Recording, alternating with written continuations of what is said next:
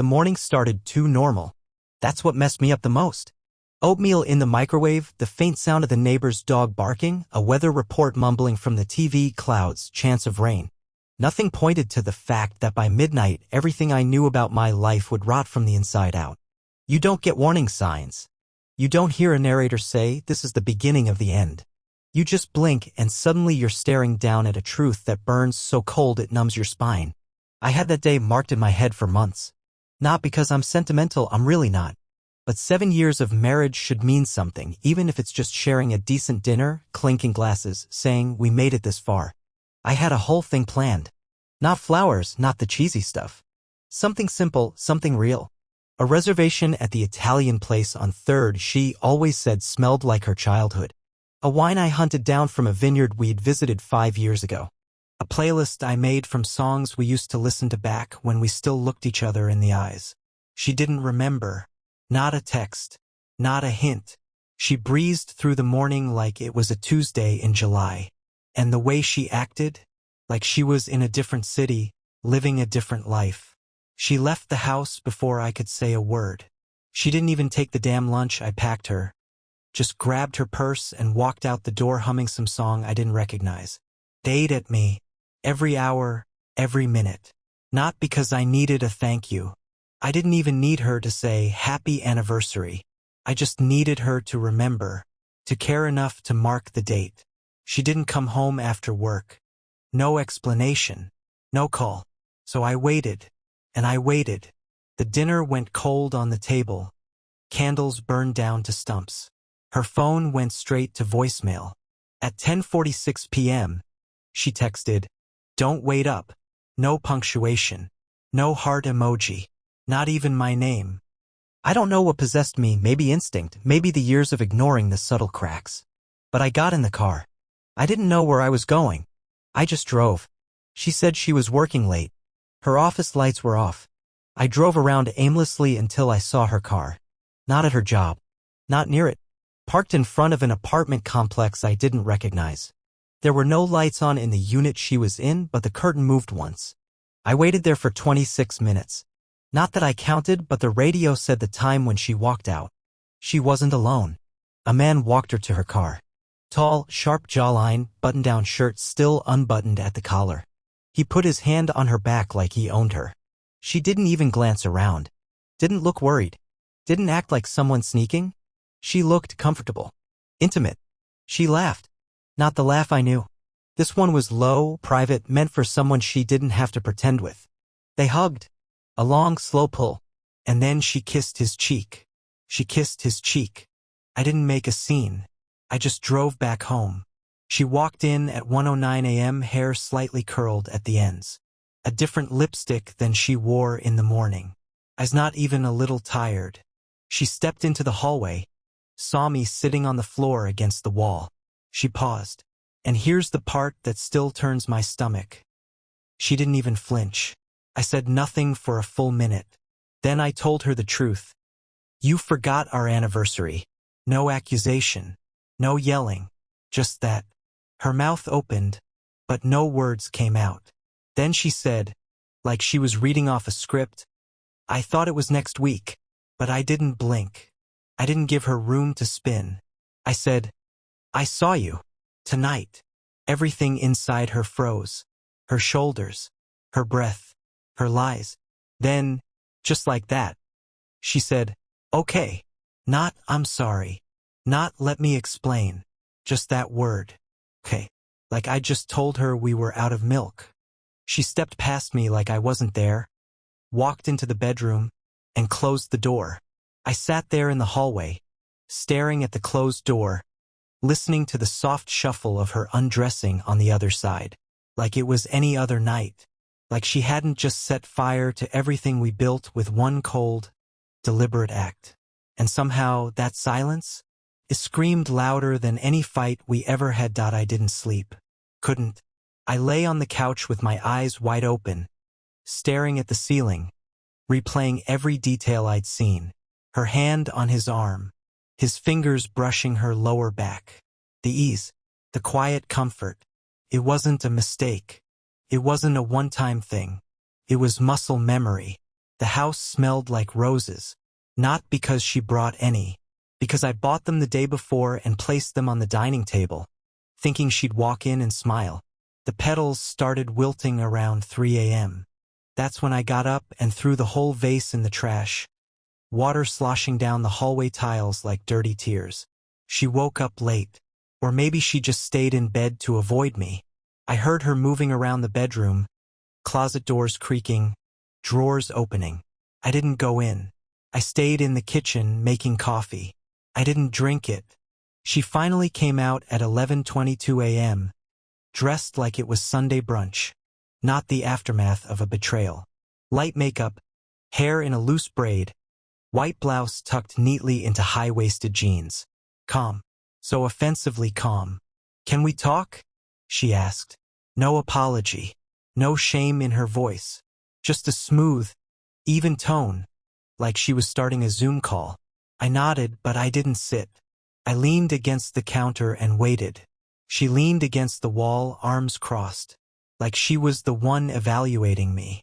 "I'm not going to lie," she started, then paused like she was doing me a favor. "Last night wasn't the first time." I don't know what I expected, but that sentence sliced through the kitchen like cold steel. Not because I didn't suspect. I did. But hearing it aloud, like it was a weather report, like it was just information, made it real in a way my brain couldn't outrun. She continued, "I've been unhappy for a while. I just didn't know how to bring it up without turning everything into a fight." "You could have just left," I said. Voice low. Controlled. Instead of crawling into someone else's life behind my back. She shrugged. Shrugged. Like I was being unreasonable. "I didn't want to destroy everything," she said. "I was trying to figure out what I wanted." "So you used me as a safety net," I said. "A placeholder until you were sure." Her face twitched like I'd finally struck something raw. But she covered it fast. "I didn't cheat to hurt you," she said. I laughed. It was the first time I'd laughed in days. "No. You cheated to not feel bored. To fill time. To feel something. But don't insult both of us by pretending it was noble." She looked away. Not out of guilt. Out of annoyance. Like I was making this harder than it had to be. "I didn't plan for it to go this far," she muttered. "It just happened." "Things don't just happen," I said. "You made decisions. Every time you texted him. Every time you lied about staying late. Every time you walked out of here wearing a different perfume than when you came home. That one landed." Her arms dropped. Her jaw tightened. "You were never really present either," she snapped. "You think just showing up makes you a husband? You don't even see me anymore." Wrong. I saw her every damn day. I watched her disappear piece by piece, and I convinced myself it was temporary. That life does this to people, but love survives. I was wrong. I should have yelled. I should have broken things. But something inside me was already dead. "I made dinner last night," I said. "Set the table. Lit the candles. Had your favorite music playing." She blinked. I kept going. "Your wine was breathing on the counter for 2 hours. The lasagna you love, the one that takes forever? I made it. From scratch. You were supposed to walk in and see it all. And instead, you were somewhere else. In someone else's arms." That cracked her mask. She opened her mouth, but nothing came out. "I'm not going to beg," I said. "I'm not going to ask who he is. I don't even want to know." Silence. Then, softly, "So, what now?" She actually had the audacity to look scared. Like I might blow up her life. Like she was the victim here. I looked her in the eyes and said, "Now, you pack a bag." And she did.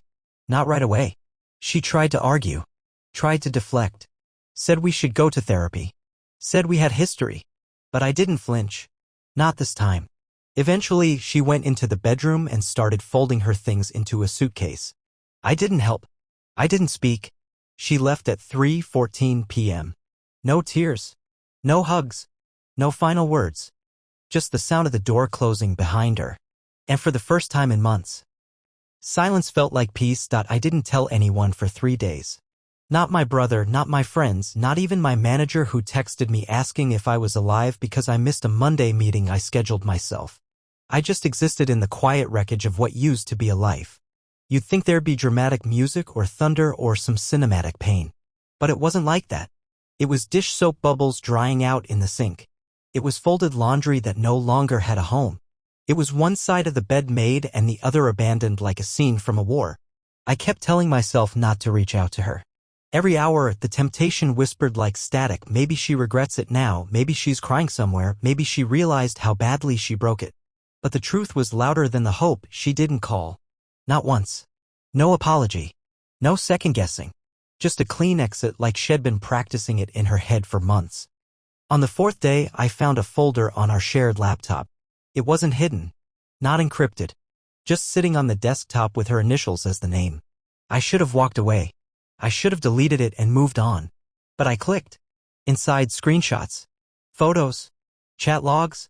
Videos of them at restaurants, him picking her up from work, a dinner selfie of them clinking glasses at a place I'd taken her to 3 anniversaries ago. He was in a sweater I owned. She was wearing the necklace I gave her for our 5th. It wasn't just a fling. It was a mirror life. An entire ecosystem of secrets and stolen moments, curated carefully so I'd stay blind and loyal. I saw texts between them. Her calling him her piece. Her telling him she felt more herself around him than she ever did with me. I read the words and felt nothing at first. My body had already run out of pain. But then something hit me. This wasn't even new. Some of those dates went back almost a year. While I was putting up shelves in the hallway. While I was researching anniversary gifts. While I was holding her hand at her uncle's funeral. She was already half out the door. That night, I printed out every picture. Not digitally. Physically. I don't know why. Maybe because screens felt too clean, too quick. I needed to feel the weight of her lies in my hands. Then I drove. No destination. Just city blocks passing by like credits after a bad movie. Until I ended up outside her sister's house. I didn't even think. Just rang the bell. Her sister answered barefoot, wearing a hoodie, confused and cautious. When she saw my face, she stepped back like she already knew. She told you, she said. That sentence. That sentence. I stared at her, stunned. You knew. She nodded. Not proudly. Not ashamed either. She said she was going to leave you eventually, she said. She said she just needed time. I didn't agree with it, but I stayed out of it. You knew, I repeated, because the world was tilting now. You watched her lie. Sit at my table. Celebrate holidays. And you said nothing? I didn't think it was my place, she whispered. My laugh this time wasn't even bitter. It was hollow. Empty. She turned you into a co-conspirator, I said. And you just let it happen. She tried to say something. I didn't wait. I dropped the folder on her doorstep. Give that to her, I said. Let her remember who she destroyed. Then I got back in the car and drove. This time I didn't go home. I went to my parents' cabin. No Wi-Fi. No noise. Just silence and wind and the sound of my life collapsing in slow motion. The first night in the cabin, I didn't unpack. I left my bag by the door and collapsed onto the old couch that still smelled faintly like the pine cleaner my mom used when I was a kid. I didn't turn on the lights. Just let the dark swallow me whole. There's a strange kind of silence that only exists in places like that. No traffic. No notifications. No walls thin enough to hear another human breathing. Just your thoughts. Just the slow, brutal dissection of your own memory. By the second day, the phone calls started. Not from her. From her mother. 3 missed calls, then a voicemail. I don't know what happened, but Brooke is in a terrible state. Please call me back. That voicemail told me more than she ever had. She was spinning the story. I didn't call back. The next voicemail was less soft. I think it's really immature to cut off your wife when she's clearly going through something. My wife. Funny how quick that title gets weaponized when the truth starts stinging. When I was being lied to, played. Forgotten? Silence. But the moment I stop accepting it. How dare I? That evening, I went outside and lit a fire. Just dry wood and heavy thoughts. I stared into it like the flames might answer the questions I hadn't let myself ask. Why me? Why him? How long had she been this version of herself, and how blind had I become to it? But the worst question, the one that stung the deepest, was any of it ever real? That night I had a dream. Not one of those weird abstract ones. It was clear, specific. We were sitting on the beach from our honeymoon. She was laughing, eyes closed, sand on her knees. I reached for her hand and she looked at me and said, "You were always so easy to lie to." I woke up drenched in sweat, lungs clawing at the air like they forgot how to breathe. The next morning, her sister showed up. I heard the tires on gravel before I saw her. She didn't knock. Just opened the door like it still meant something to her. She looked rough. Puffy eyes. No makeup. Hair tied back in a way that screamed anxiety, not fashion. She doesn't know I'm here, she said. I didn't say anything. Just waited. She's not okay, she continued. And before you say it, yeah, I know. She did it to herself. But I need you to know something. Why? I asked. What's left to say? She hesitated, then held out her phone. A video. My gut tightened, but I pressed play. It was a video of her, my wife, sitting on the floor of her apartment. Hair messy, tears on her face, mascara smeared like a bad painting. She was talking to her sister behind the camera. I didn't mean to fall for him, she said. It started because I was bored, but it became more. And then I started comparing everything. Every hug, every word, every second. I kept waiting for Daniel to fight for me, but he just stayed still. Like he was too calm for chaos. I needed chaos. I wanted someone to pull me out of the mess. I thought I'd feel free. But I don't. I feel like I burned down the only place that ever felt safe. I paused the video. Her sister watched me closely. She thinks you never really loved her the way she wanted to be loved. I looked up slowly. And did she ever ask me how I loved her? Or was she too busy trying to script the kind of movie she thought life owed her? She had no answer. I walked to the door and held it open. Tell her this, I said. Tell her she succeeded. She made a beautiful disaster. Now let her live in it. She didn't argue. Just walked out, climbed into her car, and left me with the sound of tires grinding through gravel and the scent of smoke on my clothes. Inside, the fire had gone out. And I didn't relight it. The first person I told was Nate. He's not the deep talk kind of friend. We met in college over a shared hate for statistics and bonded through dumb video games and trashy pizza.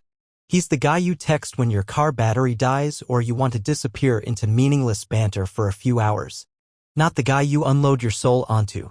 But I needed someone who'd listen without trying to fix it. Someone who wouldn't throw around phrases like, everything happens for a reason, or you'll find someone better. So I texted, you free tonight? 10 minutes later, he called. Tell me where. He showed up with 2 six-packs and no questions. Just cracked open a beer and waited. When I didn't say anything for a while, he just muttered, I always thought something was weird with her. But I figured if you didn't say anything, it wasn't my business. I told him everything. Not all at once. Pieces like peeling off layers of duct tape from skin. He didn't flinch. When I got to the part about the folder, about the photos and the videos and the texts, he just exhaled slowly and said, she's not coming back from that. I didn't want her to come back, but I wanted to understand what she was. That's the thing no one tells you after betrayal. It's not the heartbreak that kills you. It's the disorientation. Like you've been living next to a shapeshifter who was mimicking love so perfectly you never stopped to check if it had a pulse. She reached out to me, Nate said after a while. I turned slowly. What? 2 days ago. Said she wanted to explain. Asked if we could talk. What did you say? I told her to lose my number. The relief I felt hit me like oxygen. Not because I thought he'd betray me too, but because the betrayal already made me suspicious of everyone. That's the real poison. It makes you doubt not just your partner, but your own judgment of character. She said something weird, though, he added. Said you weren't the person she thought you'd become. I laughed. Really laughed. Bitter, full-body laugh. Yeah, because I didn't turn into the emotional puppet she needed. Because I didn't fall apart loud enough. He nodded slowly. You didn't scream. You got silent. That scares people more. We sat in silence for a while. Then he said, you know what I think? She was addicted to the chase. And once she had you, she needed a new game. I didn't respond, because deep down I already knew that. And here's the twist that hit me like a slap in the face. It wasn't just about him. That guy, the one she ran to, he wasn't some soulmate. He was her escape hatch. Temporary. Convenient. The bridge between the life she had and the next version she hadn't figured out yet. She was never running to him. She was running from herself. That night, I opened my laptop. I stared at the blank screen for 10 minutes before I started typing. Not to her. Not to him. Not even to myself. To no one. To everyone. I started writing the truth as it happened. Every moment. Every detail. Not to document pain. but to drag it into the light and stop it from festering in the dark corners of my head. I wrote until the sun came up. I didn't cry. I didn't scream. But something in me shifted. The silence wasn't heavy anymore. It was clean. The message came at 2:17 a.m. Not from her. From him. Unknown number. No name. Just a few sentences that snapped the breath right out of my lungs. I don't owe you anything, but I wanted you to know. She told me she was single. I didn't find out about you until after. I ended it. I stared at the screen. Reread it 5 times. A part of me wanted to respond, tear into him, tell him he was just as guilty for stepping into something without asking more questions. But the other part, maybe the part that still believed in reason, knew he wasn't lying. His tone didn't sound triumphant or smug. It sounded tired. And that meant something I hadn't let myself admit yet. She lied to him too. Not just the cheating. The entire identity. She created a version of herself that didn't include me, wore it like a second skin, handed it over to a stranger who didn't even know he was standing on top of a landmine. This wasn't about love, or passion, or dissatisfaction. This was a performance. A long, rehearsed, deeply constructed escape plan that folded in on itself. She wasn't just unfaithful. She was fictional. I didn't respond to him. What was the point? He wasn't part of this anymore. He was collateral. Like me. We were both names on the credits of her personal disaster film. 3 days later, she showed up at the cabin. I don't know how she found it. Maybe her sister. Maybe GPS history. I was outside, fixing the old generator that powered the shed lights when I heard tires on gravel again. Different this time. Slower. Hesitant. I turned before she could step out. There she was. Hair pulled back. No makeup. Jeans and a hoodie I hadn't seen in years. She looked smaller. Not sad. Just dimmed. Like someone turned the brightness down on her. She didn't speak right away. Just stood there, arms at her sides like a child about to be scolded. Say it, I told her. You drove out here for something.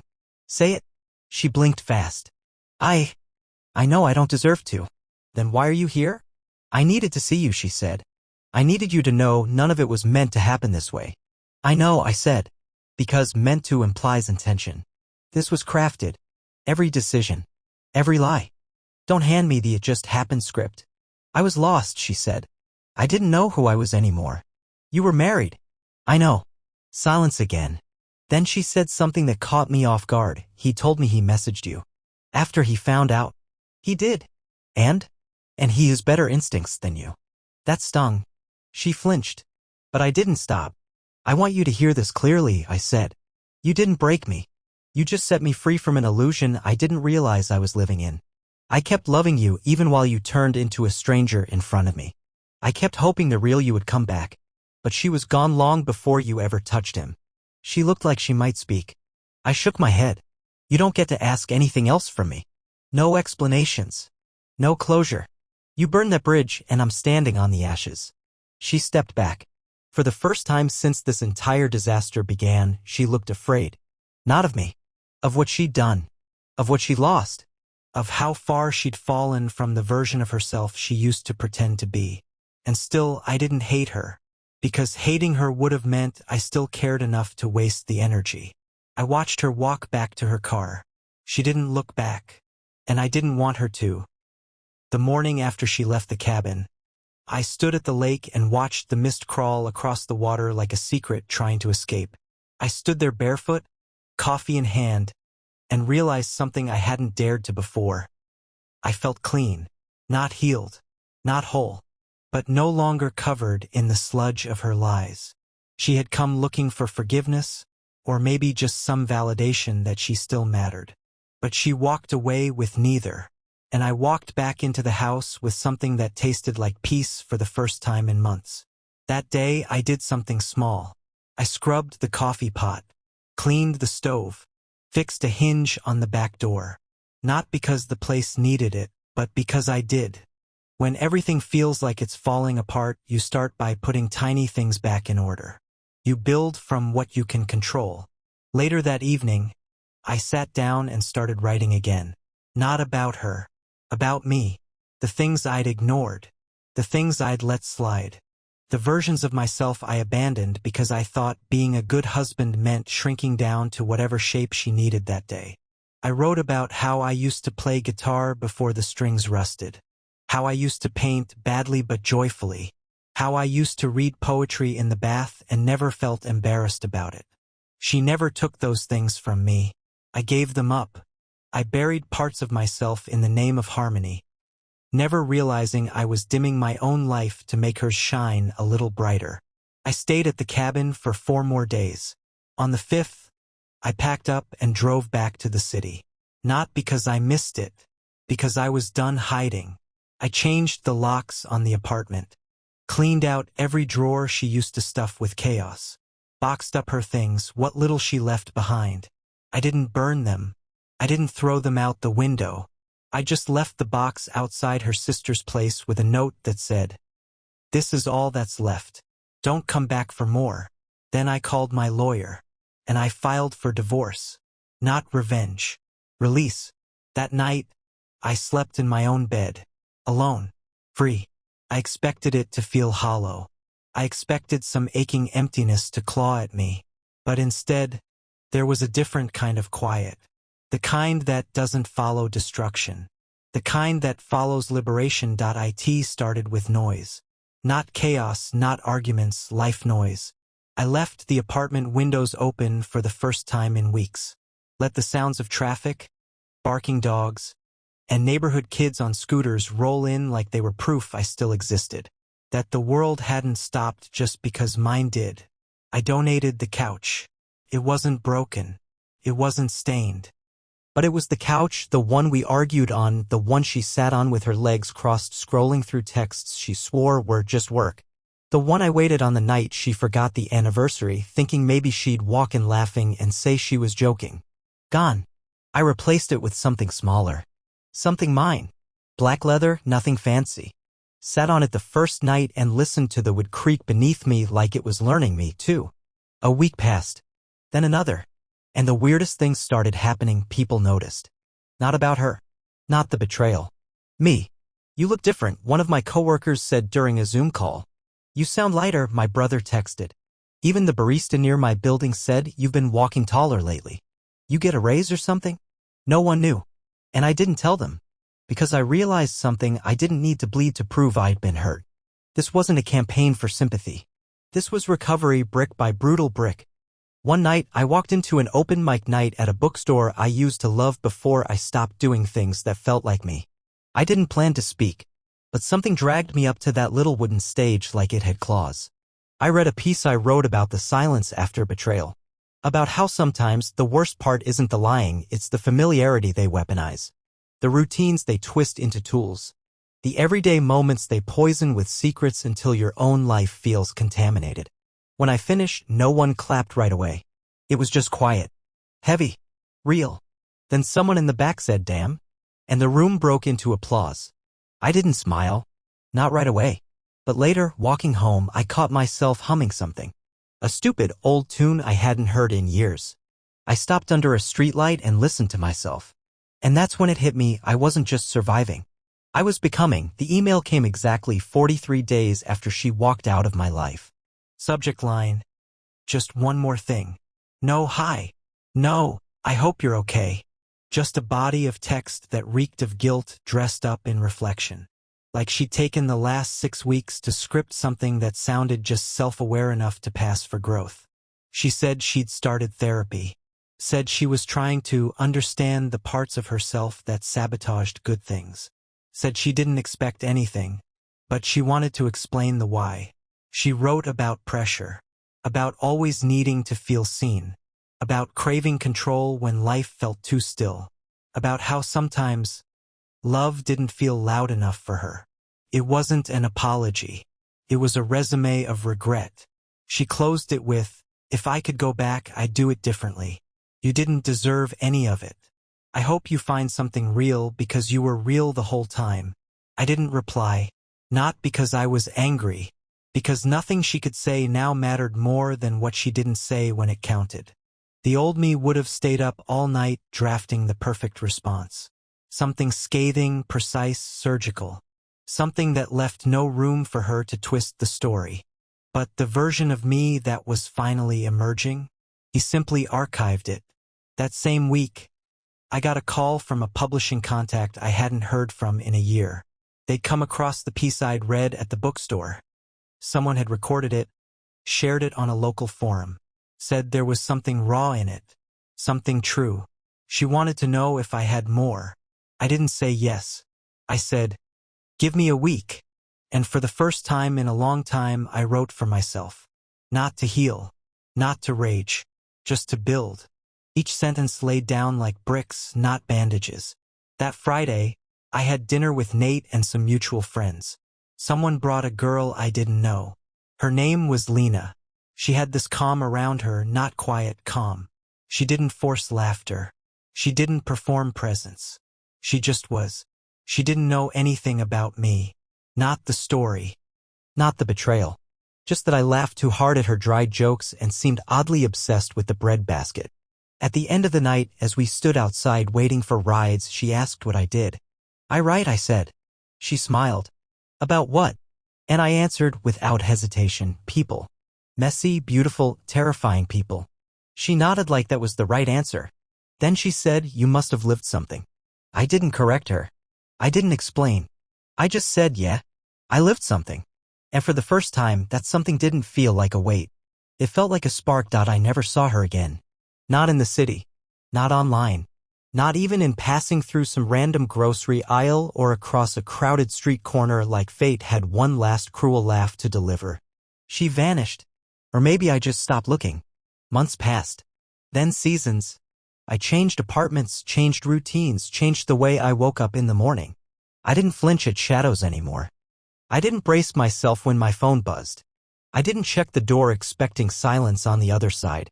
I finally let go of the version of myself that was tethered to her gravity. And the craziest part? I didn't realize how much I'd been orbiting her until the center collapsed and I was left floating, weightless, terrified, but free. My writing took off. Not in some Hollywood movie way, but in a real way. Readers connected. Not because I had answers, but because I wasn't pretending anymore. I wrote the pain with its bones showing.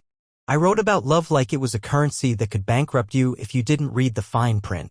People called it brave. It wasn't. It was necessary. I saw Lena again. And again.